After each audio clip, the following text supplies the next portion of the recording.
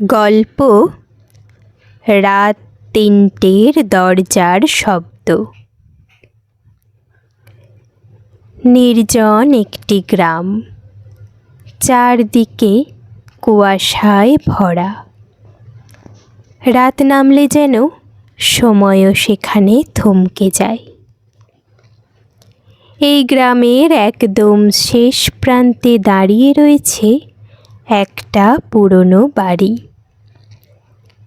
লোকমুখে যার নাম নিশ্চুপ বাড়ি। কেউ বলে বাড়িটা নাকি অভিশপ্ত, কেউ আবার বলে এখানে নাকি কেউ অপেক্ষা করে। আর সবাই একটাই কথা জানে, রাত যখন ঠিক ৩টে তখনই দরজায় শব্দ হয়। অর্ণব একটি সাধারণ শহুরে ছেলে। পড়াশোনার চাপ, শহরের কোলাহল সব ছেড়ে সে মায়ের সাথে এলো গ্রামে। মা বললেন, ওখানেই আমরা থাকব, ওখানে তুই শান্তিতে পড়াশোনা করতে পারবি।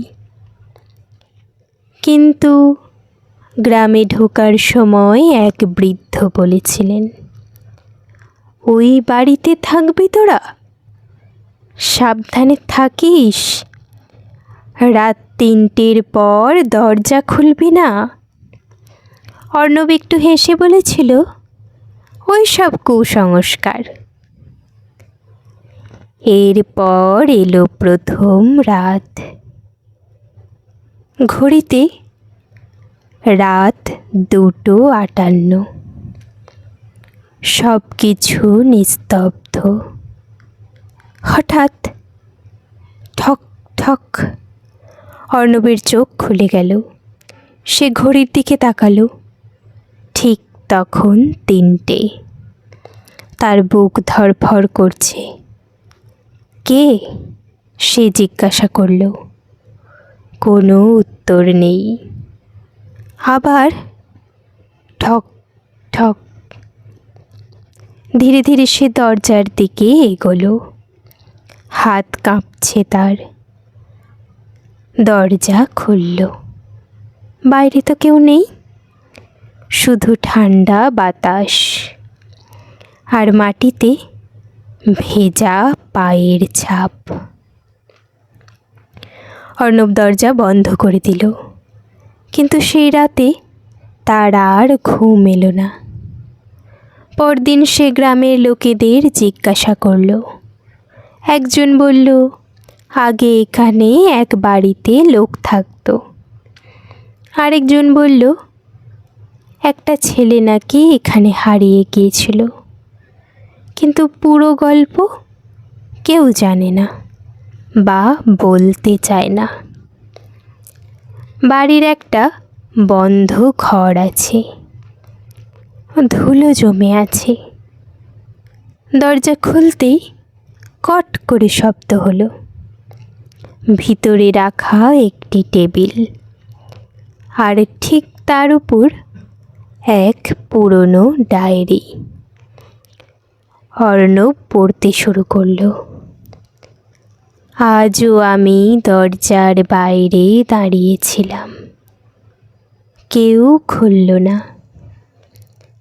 আমি ঠক ঠক করলাম, কিন্তু কেউ শুনল না। শেষ লাইনে লেখা, আমি ফিরে আসব, প্রতিদিন আসব, রাত ঠিক ৩টেই। দ্বিতীয় রাত, রাত ৩টে। আবার সেই শব্দ। এইবার ঠক ঠক শব্দটা যেন একটু জোরে হলো। অর্ণব সাহস করে বলল, তুমি কে? একটা খুব আস্তে কণ্ঠ। আমি ভিতরে আসতে পারি? অর্ণবের শরীর যেন জমে গেল। সে ভাবছে, দরজা কি খুলব? গ্রামের কথা মনে পড়ল, ডায়েরির কথা মনে পড়ল। শেষে সে ধীরে ধীরে বলল, হ্যাঁ আসো। দরজা নিজে থেকেই খুলে গেল। একটা ঠান্ডা বাতাস যেন ঘরে ঢুকল। ধীরে ধীরে একটা ছায়া মানুষের আকার নিচ্ছে। একটা ছোট ছেলে, তার চোখে অনেক দুঃখ। সে বলল, আমি ফিরেছিলাম, কিন্তু দরজা বন্ধ ছিল। আমি অনেকবার ঠক ঠক করেছি, কেউ আমাকে ঢুকতে দেয়নি।